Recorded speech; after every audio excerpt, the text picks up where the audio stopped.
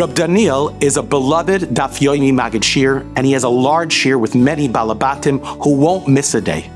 One of the key participants in his shir is Zalman. But there's something very unique about Zalman. Zalman comes the second the shir starts, and he leaves the second the shir is over. Because you see, Zalman is a heavy smoker. And he needs to chaperine a cigarette before the shir. And the second as the shir is over, he hasn't had a cigarette for almost an hour. He dashes out, and he has a cigarette. One day, out of the clear blue, Zalman shows up 15 minutes before the shir, and he's schmoozing, and he's talking. And when the shir is over, he stays some more. And Reb Daniel, the Magid Shir, can't believe it. And he says, Zalman, tell me something. Did you give up smoking? And Zalman says, Rabbi, I did. And I think this time, it's for real.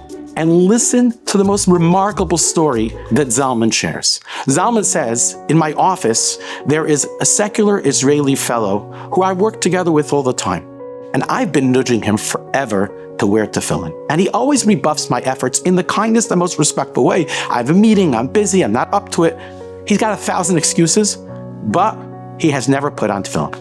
And a few days ago, I cornered him. And I said to him, I need to understand you. How long is it going to take for you to put on tefillin and say just the first pasuk and the first parak in Shema? The whole thing top to bottom will be 4 minutes. You're not willing to give 4 minutes? I don't know, on the chance that there's Olam Haba, on the chance that there's eternity, it'll help you in every area of your life. You'll be more matzliach and parnas. What's the issue? What's your hesitancy? And the Israeli fellow said back to me, he says to me, you need to understand something. I have a schedule, I have a routine, and I don't like changing things. Putting on tefillin each morning changes things, and that's not for me. He said, come on, 4 minutes, you're making a big deal out of nothing. And the guy turns to me, and he says something that rocked my world. He says, can I ask you something, Zalman? You smoke, right? Yeah. What would happen if I asked you to change something in your life and not to smoke? Would you be able to kick the habit? Unquestionably not. So how do you have the audacity to ask me to change my life when you can't change yours? Zalman says, when I heard those words, it struck me like a thunderbolt. And I said to him, you know what? I'm willing to make you a deal. If I change my habit, if I kick the habit, would you be willing to change your schedule and put on tefillin? And the Israeli guy said 100%. As long as you don't smoke, I will put on tefillin. You have my word. Zalman says, starting that day, I have not touched a cigarette. Because every time that I have a craving and when I'm about to do it, I realize if I do it, he's going to stop putting on tefillin. I can't bring myself to stop another yid from putting on tefillin. Reb Daniel Zalman says, I haven't touched a cigarette, and I'm pretty sure that I won't.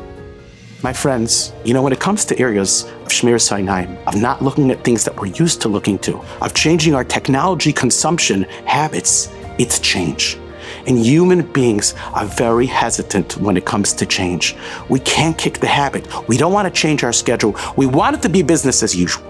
But if we realized that if we change, the things around us will change in the most profound way.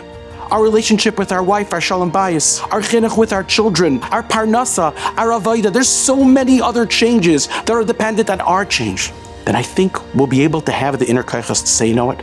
I'm willing to change because I understand that if I change, the world around me will change with me.